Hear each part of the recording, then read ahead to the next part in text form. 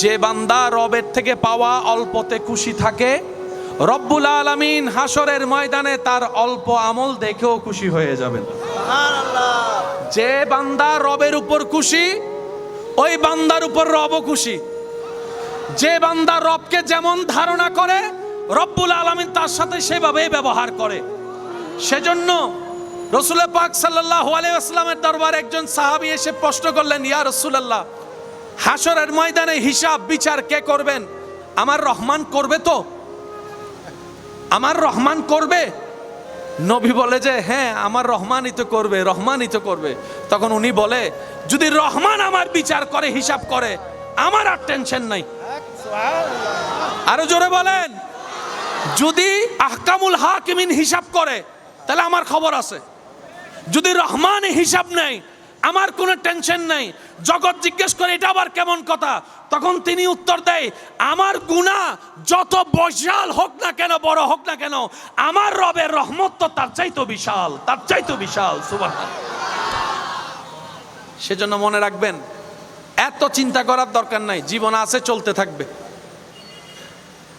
নৌকা যদি নদীতে চলে, তুফান আসবে না? লড়াচড় আসবে তো, ঢেউ আসবে তো। এত ঘাবড়ানোর দরকার কি? যা হবে দেখা যাবে। নিজের জায়গা থেকে নিজে সর্বোচ্চ প্রস্তুতি রাখবো, রবের উপর ভরসা করে। আর টেনশন করার কোনো দরকার, জোরে বলেন, আর টেনশন করার দরকার। এবার আওয়াজ দিয়ে বলেন, সবচেয়ে বড় টেনশন হচ্ছে রিজিক নিয়ে। কি নিয়ে? এই রিজিকের দায়িত্ব কে নিয়েছেন?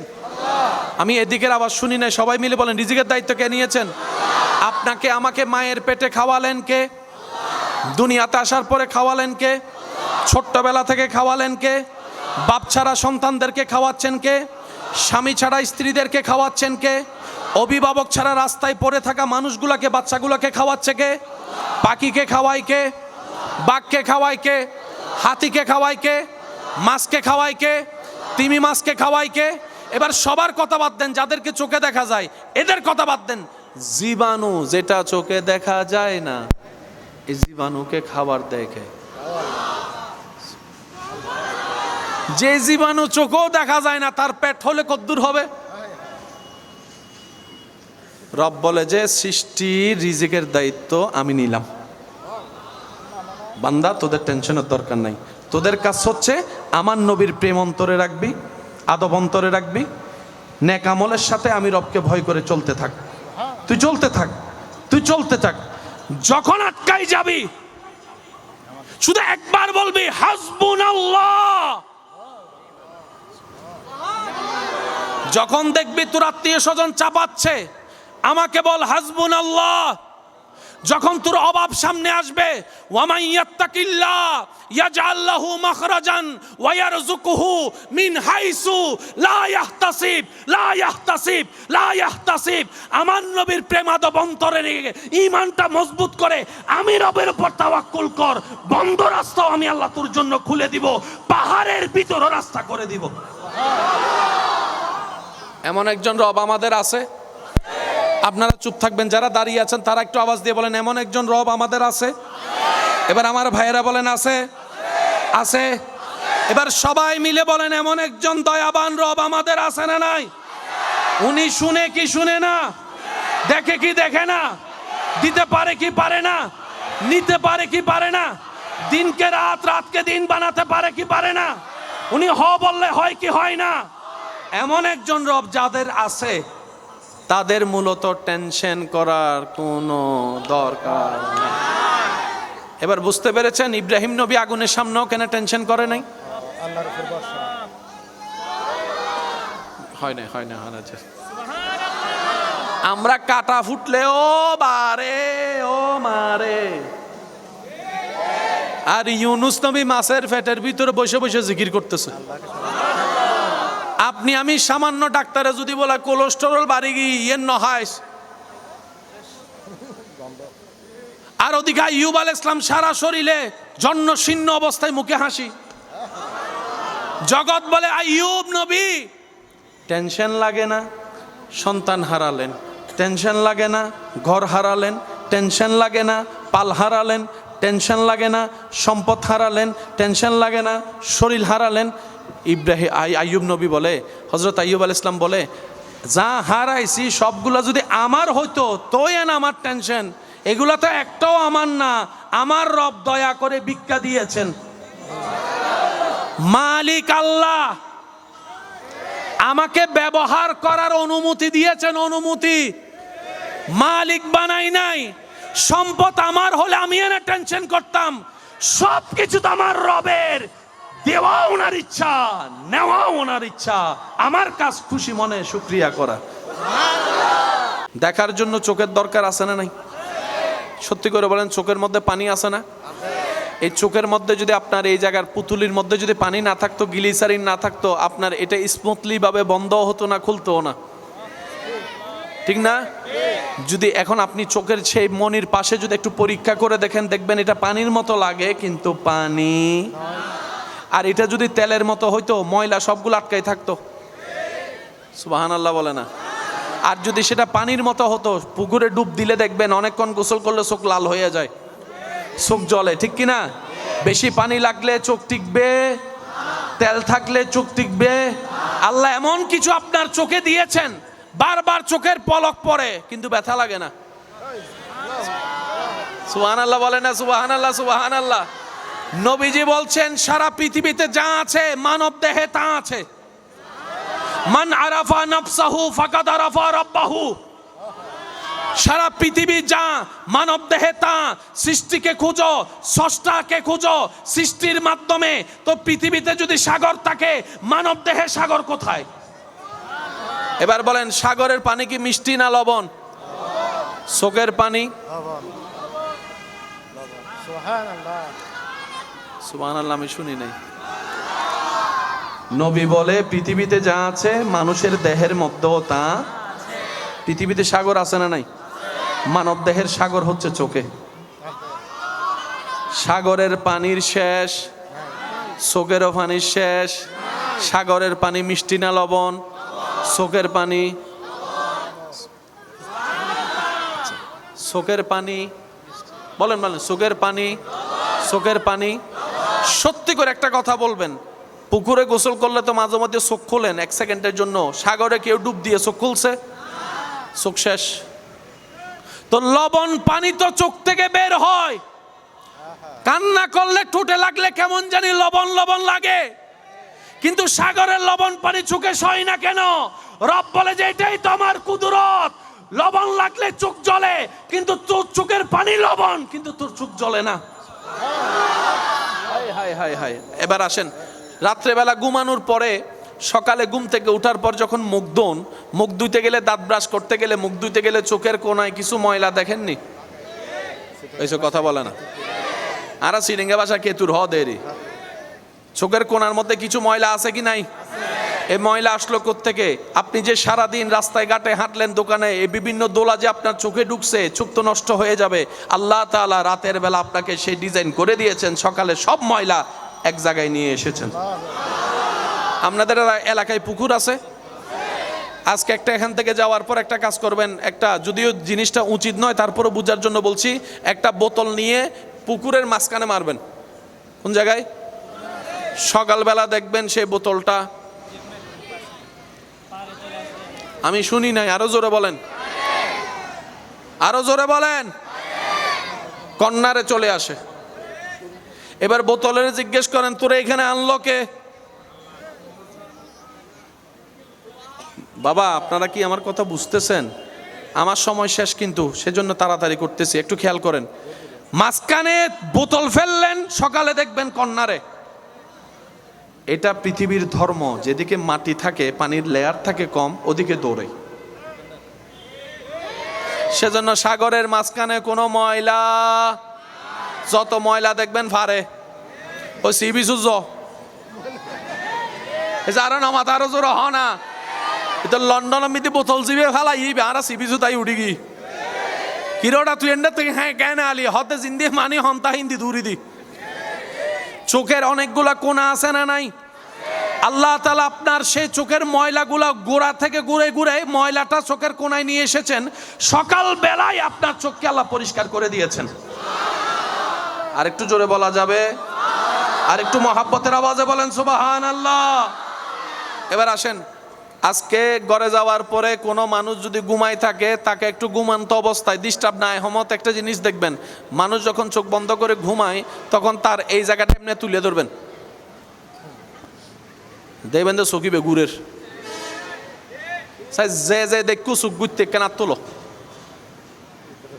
মাশাআল্লাহ। ইতারা খেয়াল না করে গরিব না পার আজিয়ে ইতারাও গরিব ইনশাল্লাহ। দেখুন না ভাই, মাতো না দেখুন না, ঘুমন্ত মানুষের চোখ যখন আপনি এরকম করবেন, বিশেষ করে ছোট বাচ্চা বোয়া বরক কলর ন গজ্জু আবার টুসো মারে দিব, ও গুঁড়ো ফক কলর গজ্জু বাইনে টাইনে তাইলে বাচ্চা টাইছে তাইলে চোখটা এমন করবেন, দেখুন চোখটা।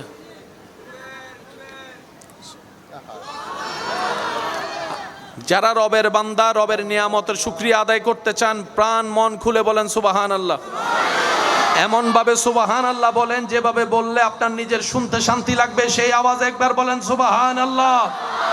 এবার প্রাণ মন খুলে রবের জিকিরে বলেন আল্লাহু আকবার, আল্লাহু আকবার।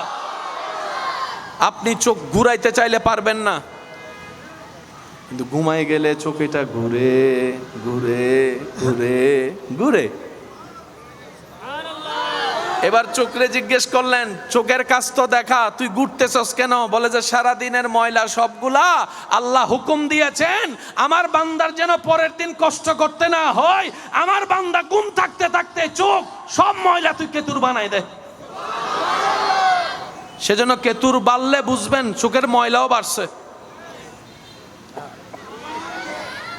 এই কেতুরের হক আপনি আমি আদায় করতে পারবো?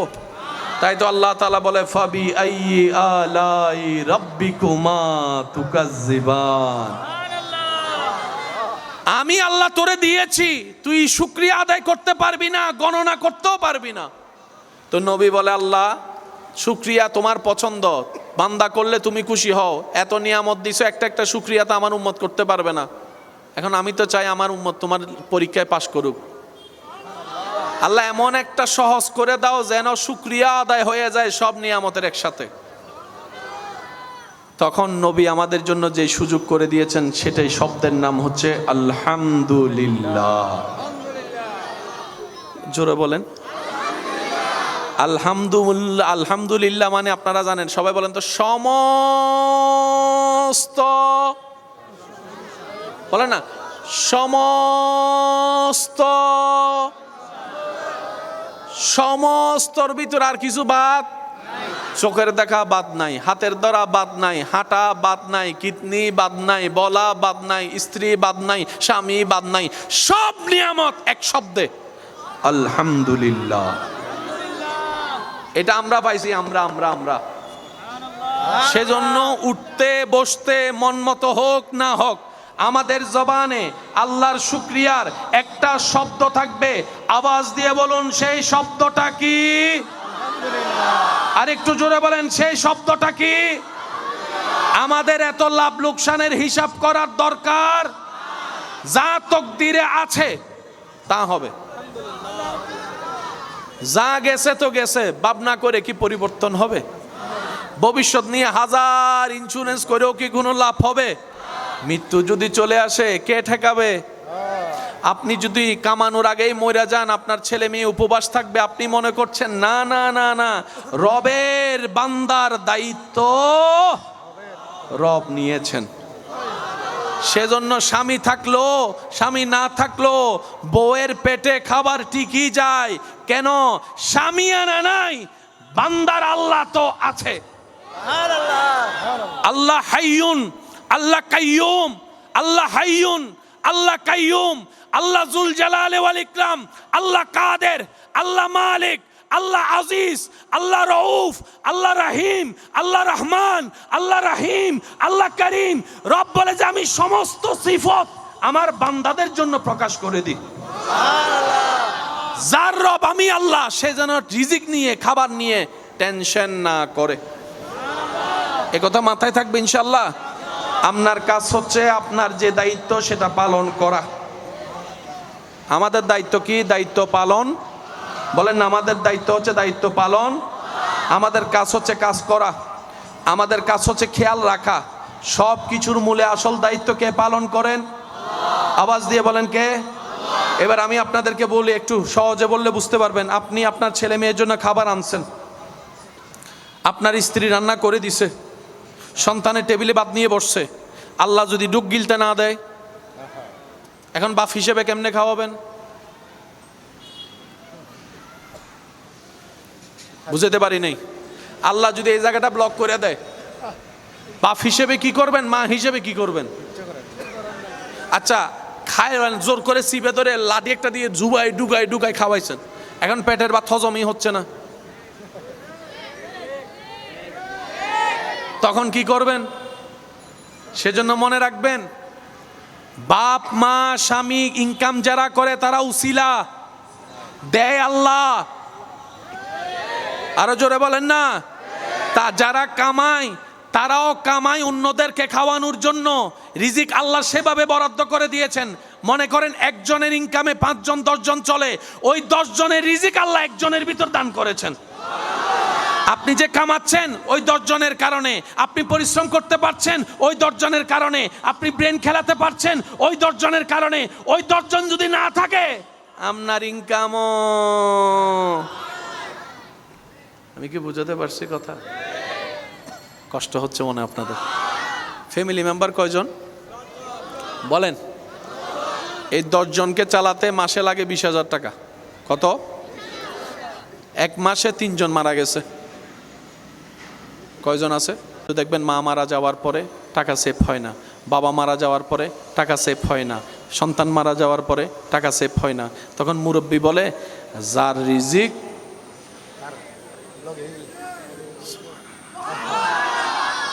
আরেক কান আস্তে করে হসাই সুবহানাল্লাহ, যার রিজিক সে নিয়ে গেছে।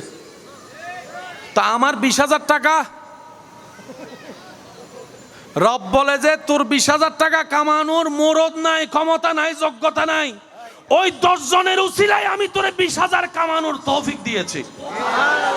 তুই বান্দার হাঁটার কোয়ালিটি নাই, ওই 20 জনের পেট ভরানোর জন্য আমি আল্লাহ তোরে ক্ষমতা দিয়েছি। বান্দারে লা ফাখারা লা ফাখারা লা ফাখারা, অহংকার করিস না, বিনয়ী হ, শুকরিয়া কর। লাইন শাকারতুম লা আযীদান্নাকুম, 2 টাকা পেয়ে শুকরিয়া কর, আমি আল্লাহ চাইলে 2 কোটি টাকার মালিকও তোরে বানাই দিতে পারি। নারে তাকবীর, আল্লাহু আকবার।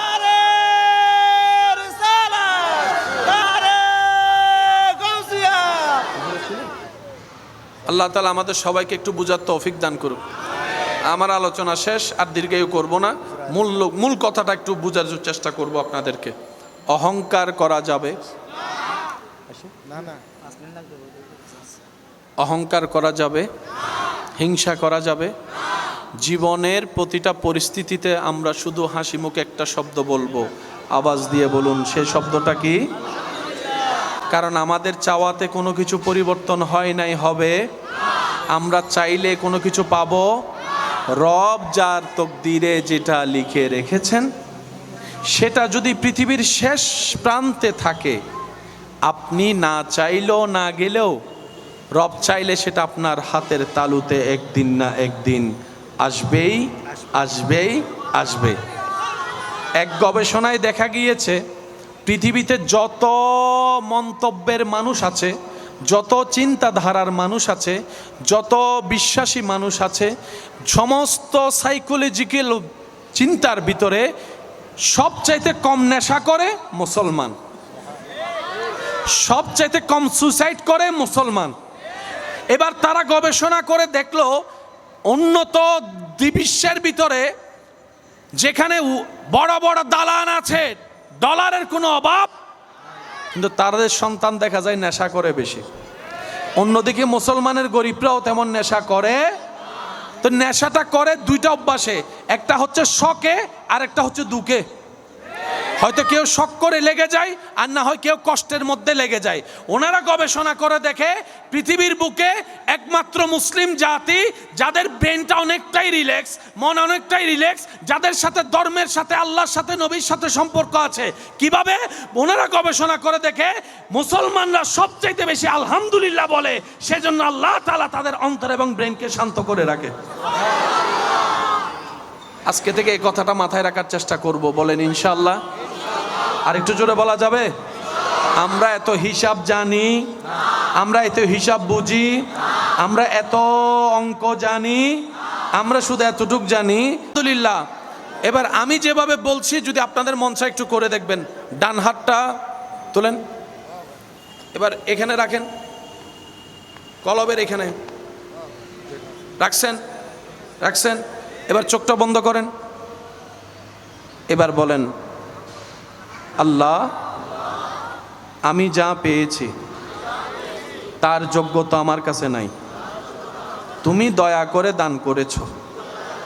তুমি না দিলে তখনও আমার কিছু করার ছিল না, তুমি দয়া করে দিয়েছ।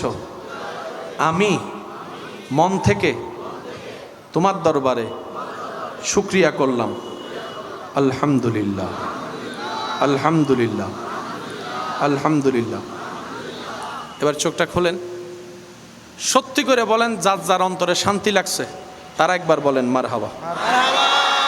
এখন দেখেন তো মাথায় কোনো টেনশন, চাকরি আছে না নাই, ব্যবসা আছে না নাই, ঘরের মধ্যে জ্বালা কি, বউয়ের জ্বালা কি, স্বামীর জ্বালা কি?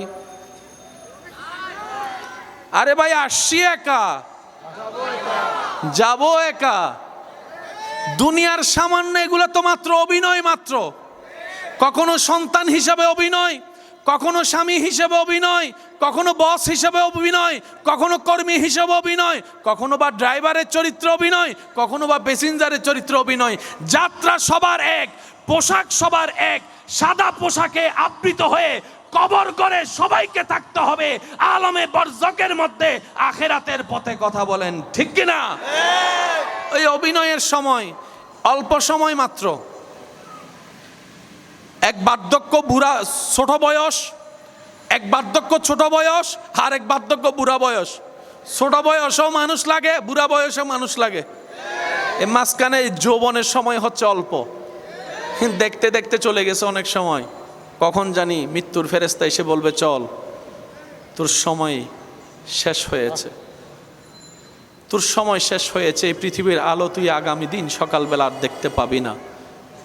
কখন জানি ডাক্তার চলে আসে, যা জমাচ্ছি তা নেওয়ার মতো কাফনে তো পকেটও নাই, আবার সেইগুলা নিয়ে গিয়ে কবরে রাখার মতো কবরে তো কোনো আলমিরার কোনো ব্যবস্থাও নাই। সেজন্য মনে রাখবে না তো হা হুতাশের দরকার নাই। যা পেয়েছি যোগ্যতার চাইতে বেশি পেয়েছি। রব যদি বলতেন ফজরের নামাজ পড়লে তোকে নাস্তা দিব, অনেক মানুষ আমরা নাস্তা ছাড়া উঠতে হতো। যদি রব বলতেন জোহরের নামাজ কবুল হলে তারপরে ভাত পাবি, আপনার আমার ভাত জুটতো না। কারণ নামাজ হয় ঠিকই, আমি নিজেও জানি আমার নামাজ কবুল হওয়ার মতো না, আপনিও স্বীকার করবেন আপনার নামাজ কবুল হওয়ার যোগ্যতা রাখে না। রব বিনা হিসাবে দান করেন। সেজন্য মনে রাখবেন, যে বান্দা রবের থেকে পাওয়া অল্পতে খুশি থাকে, রব্বুল আলামিন হাসরের ময়দানে তার অল্প আমল দেখেও খুশি হয়ে যাবেন। যে বান্দা রবের উপর খুশি, ওই বান্দার উপর রবও খুশি। যে বান্দা রবকে যেমন ধারণা করে, রব্বুল আলামিন তার সাথে সেভাবেই ব্যবহার করে। সেজন্য রাসূল পাক সাল্লাল্লাহু আলাইহি ওয়াসাল্লামের দরবারে একজন সাহাবী এসে প্রশ্ন করলেন, ইয়া রাসূলুল্লাহ, হাসরের ময়দানে হিসাব বিচার কে করবেন? আমার রহমান করবে তো? আমার রহমান করবে? নবী বলে যে হ্যাঁ, আমার রহমানই তো করবে, রহমানই তো করবে। তখন উনি বলে, যদি রহমান আমার বিচার করে, হিসাব করে, আমার আর টেনশন নাই। আরো জোরে বলেন, যদি আহকামুল হাকিমিন হিসাব করে তাহলে আমার খবর আছে। যদি রহমান হিসাব নেই, আমার কোনো টেনশন নাই। জগৎ জিজ্ঞেস করে এটা আবার কেমন কথা? তখন তিনি উত্তর দেয়, আমার গুনাহ যত বিশাল হোক না কেন, বড় হোক না কেন, আমার রবের রহমত তো তার চাইতো বিশাল, তার চাইতো বিশাল। সুবহানাল্লাহ। সেজন্য মনে রাখবেন, এত চিন্তা করার দরকার নাই, জীবন আছে, চলতে থাকবে।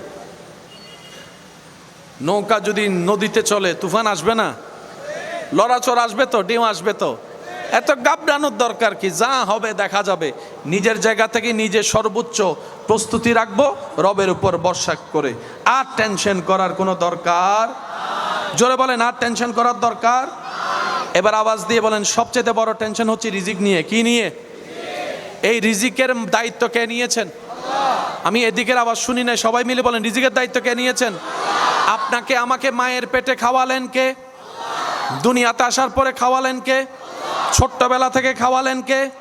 বাপ ছাড়া সন্তানদেরকে খাওয়াচ্ছেন কে? স্বামী ছাড়া স্ত্রীদেরকে খাওয়াচ্ছেন কে? অভিভাবক ছাড়া রাস্তায় পড়ে থাকা মানুষগুলাকে, বাচ্চাগুলোকে খাওয়াচ্ছে কে? পাখিকে খাওয়ায় কে? বাঘকে খাওয়ায় কে? হাতিকে খাওয়ায় কে? মাছকে খাওয়ায় কে? তিমি মাছকে খাওয়ায় কে? এবার সবার কথা বাদ দেন, যাদেরকে চোখে দেখা যায় এদের কথা বাদ দেন। জীবাণু যেটা চোখে দেখা যায় না, এই জীবাণুকে খাবার দেখে। যে জীবাণু চোখেও দেখা যায় না, তার পেট হলে কদ্দূর হবে? রব বলে যে সৃষ্টির রিজিকের দায়িত্ব আমি নিলাম, বান্দা তোদের টেনশনের দরকার নাই। তোদের কাজ হচ্ছে আমার নবীর প্রেম অন্তরে রাখবি, আদব অন্তরে রাখবি, নেক আমলের সাথে আমি রবকে ভয় করে চলতে থাক। তুই চলতে থাক, তুই চলতে থাক। যখন আটকাই যাবি শুধু একবার বলবি হাসবুনাল্লাহ। যখন দেখবি তোর আত্মীয় স্বজন চাপাচ্ছে, আমাকে বল হাসবুনাল্লাহ। যখন তোর অভাব সামনে আসবে, ওয়ামান ইয়াত্তাকিল্লাহ ইয়াজআল লাহু মাখরাজান ওয়া ইয়ারযুকুহু মিন হাইসু লা ইয়াহতাসিব লা ইয়াহতাসিব লা ইয়াহতাসিব। আমার নবীর প্রেম আদব অন্তরে রেখে ঈমানটা মজবুত করে আমি রবের উপর তাওয়াক্কুল কর, বন্ধ রাস্তাও আমি আল্লাহ তোর জন্য খুলে দিব, পাহাড়ের ভিতরও রাস্তা করে দিব। এমন একজন রব আমাদের আছে। আপনারা চুপ থাকবেন, যারা দাঁড়িয়ে আছেন তারা একটু আওয়াজ দিয়ে বলেন এমন একজন রব আমাদের আছে। এবার আমার ভাইয়েরা বলেন আছে, আছে। এবার সবাই মিলে বলেন এমন একজন দয়াবান রব আমাদের আছে না নাই? উনি শুনে কি শুনে না, দেখে কি দেখে না, দিতে পারে কি পারে না, নিতে পারে কি পারে না, দিনকে রাত, রাতকে দিন বানাতে পারে কি পারে না, উনি হ বললে হয় কি হয় না। এমন একজন রব যাদের আছে তাদের মূলত টেনশন করার কোনো দরকার নেই। এবার বুঝতে পেরেছেন ইব্রাহিম নবী আগুনের সামনেও কেন টেনশন করে নাই? হয় না, হয় না, হয় না। আমরা কাটা ফুটলে ও বারে ও মারে, আর ইউনুস নবী মাছের পেটের ভিতরে বসে বসে জিকির করতেছে। আপনি আমি সামান্য ডাক্তারে যদি বলা কোলেস্টেরল বাড়ি গিয়ে নহাইস, আর ওদিকে আইয়ুব আলাইহিস সালাম সারা শরীরে জন্য শীর্ণ অবস্থায়, মুখে হাসি। জগৎ বলে আইয়ুব নবী টেনশন লাগে না, সন্তান হারালেন, টেনশন লাগে না, ঘর হারালেন, টেনশন লাগে না, পাল হারালেন, টেনশন লাগে না, সম্পদ হারালেন, টেনশন লাগে না, শরীর হারালেন। আইয়ুব নবী বলে, হযরত আইয়ুব আলাইহিস সালাম বলে, যা হারাইছি সবগুলা যদি আমার হইতো তোই না আমার টেনশন, এগুলা তো একটাও আমার না, আমার রব দয়া করে ভিক্ষা দিয়েছেন। মালিক আল্লাহ আমাকে ব্যবহার করার অনুমতি দিয়েছেন, অনুমতি। মালিক বানাই নাই। সম্পদ আমার হলে আমি এনে টেনশন করতাম, সবকিছু তো আমার রবের, দেওয়া ওনার ইচ্ছা, নেওয়া ওনার ইচ্ছা, আমার কাজ খুশি মনে শুকরিয়া করা।